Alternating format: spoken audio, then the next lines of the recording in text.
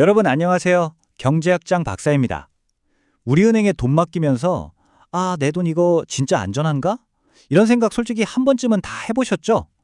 오늘 제가 그 궁금증을 아주 시원하게 긁어드리겠습니다. 만약에 내가 거래하는 은행이 망한다면 내 피 같은 돈 과연 누가 지켜줄까요? 자, 이 질문에 대한 답은요, 바로 금융안전망이라고 하는 아주 튼튼한 시스템 안에 숨어 있습니다.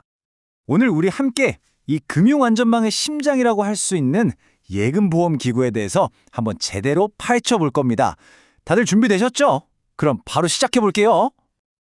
자, 오늘 우리가 함께 걸어갈 길입니다. 먼저 금융안전망이라는 큰 그림부터 한번 쫙 보고요.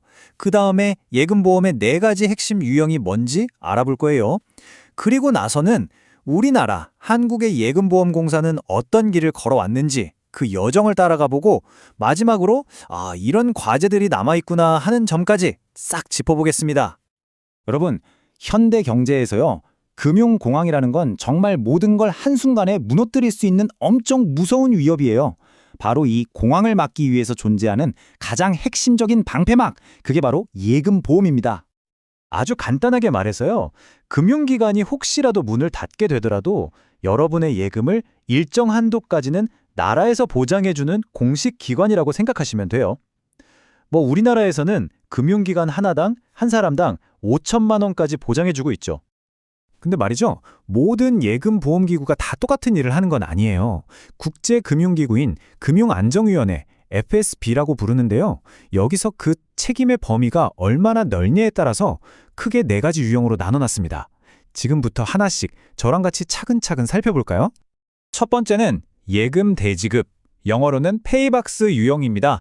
이름처럼 아주 명확하고 딱 한 가지 임무만 가지고 있어요. 뭐냐? 은행이 문을 닫으면 자, 돈 내어드립니다 하고 보험금을 지급하는 거. 정말 그게 다예요. 그 다음은 예금 대지급 플러스입니다. 이름에 플러스가 붙었죠? 기본적으로 페이박스가 하는 일은 다 하면서 파산한 은행을 정리하는 과정에서 몇 가지 추가적인 임무를 더 맡게 되는 거죠.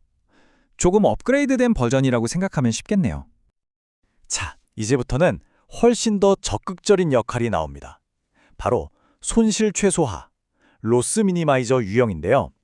이 친구는 문제가 터진 후에 마치 소방관처럼 출동해서 기금의 손실을 최소화하기 위해 적극적으로 개입하는 역할을 해요. 캐나다의 예금보험공사 CDIC가 바로 대표적인 예입니다. 그리고 마지막 가장 강력한 권한을 가진 위험 최소화, 리스크 미니마이저 유형입니다. 이 경우는 문제가 생기기 전부터 마치 의사처럼 은행의 건강 상태를 계속 체크해서 위험을 예방하고요. 혹시라도 문제가 생기면 직접 나서서 해결까지 합니다. 이건 미국의 연방예금보험공사 FDIC가 이 유형의 교과서라고 할 수 있죠. 이 둘의 차이가 확 와닿지 않나요? 다시 한번 비유로 설명해 드릴게요.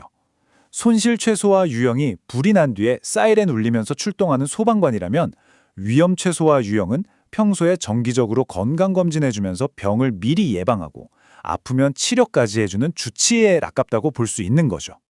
네, 여기까지 들으니까 우리 학생들 표정을 보니 궁금한 게 생긴 것 같네요. 교수님, 그럼 우리나라는요? 맞아요. 바로 그 질문이 나와야죠.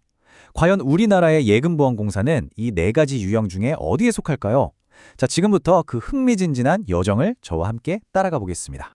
우리나라의 예금보험공사, 그러니까 KDIC는요, 우리나라의 굵직굵직한 금융위기를 온몸으로 겪어내면서 정말 드라마틱한 진화를 거쳐왔습니다. 자, 이 타임라인을 한번 보세요. 그 변화의 역사가 한눈에 쫙 들어오죠. 1995년, 처음에는 정말 단순한 페이박스로 출발했어요. 그런데 다들 아시는 1997년 외환위기, IMF 사태를 겪으면서 이래선 안 되겠다. 더 큰 역할이 필요하다는 걸 깨닫게 된 거죠. 그리고 2009년에는 기금을 미리 목표 수준까지 쌓아두는 목표기금제를 도입하면서 드디어 손실 최소화 기구로 한 단계 레벨업합니다. 그리고 마침내 부실 금융회사를 체계적으로 정리하는 자체 정상화 계획, 이걸 RRP라고 하는데요. 이 제도를 준비하면서 2017년에 FSB로부터 공식적으로 위험 최소화 기구로 인정을 받게 된 겁니다. 정말 대단한 여정이죠? 자, 그럼 이제 우리나라 예금보험공사는 공식적으로 위험 최소화 기구니까 모든 문제가 해결된 걸까요? 땡! 글쎄요. 현실은 그렇게 간단하지가 않습니다. 이름과 실제는 다를 수 있거든요. 현실을 들여다보면요. 예금보험공사가 넘어야 할 큰 벽들이 아직 많아요. 예를 들어 부실 징후를 파악하려면 정보가 필요한데 이 정보 접근이 제한적이라서 금융감독원에 많이 의존할 수밖에 없고요. 또 저 은행 좀 이상한데 싶어도 단독으로 바로 조사에 착수하기가 굉장히 어렵습니다. 심지어 감독당국이 부실 은행에 대한 조치를 미루기로 결정할 때 사실상 예보는 별다른 발언권이 없어요. 근데 이게 결국 나중에 더 큰 손실, 즉 국민의 부담으로 돌아올 수 있다는 게 문제죠. 그래서 가장 중요한 포인트는 이겁니다. 결국 이 예금보험기금을 지키기 위해서 가장 일관되게, 가장 적극적으로 행동할 동기를 가진 주체는 누구일까요?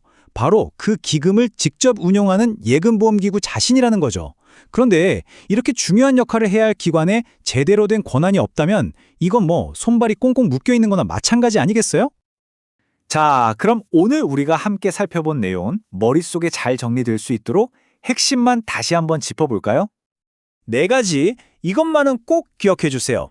첫째, 예금보험기구는 우리 돈을 지키는 금융안전망의 핵심 기둥이라는 점. 둘째, 그 역할에 따라 예금 대지급 플러스 손실 최소화, 위험 최소화 이렇게 4가지 유형으로 나뉜다는 것. 셋째, 우리나라의 KDIC는 외환위기 같은 큰 시련을 겪으면서 위험 최소화 유형으로 발전해왔다는 사실. 그리고 마지막으로 공식적인 이름은 위험 최소화 기구지만 실제 그 역할을 다하기 위한 실질적인 권한 확보라는 중요한 숙제가 아직 남아있다는 점입니다. 오늘 내용이 좀 어렵고 복잡하게 느껴졌을 수도 있다는 거 저도 잘 압니다. 하지만 여러분, 오늘 우리가 함께 공부한 이런 주제들을 이해하는 건요, 우리를 둘러싼 이 복잡한 경제가 실제로 어떻게 돌아가는지를 꿰뚫어 볼 수 있는 아주 강력한 렌즈를 갖게 되는 과정이에요. 그러니까 절대 포기하지 마시고 저와 함께 계속 앞으로 나아가 봅시다. 오늘 함께 해주셔서 정말 감사합니다.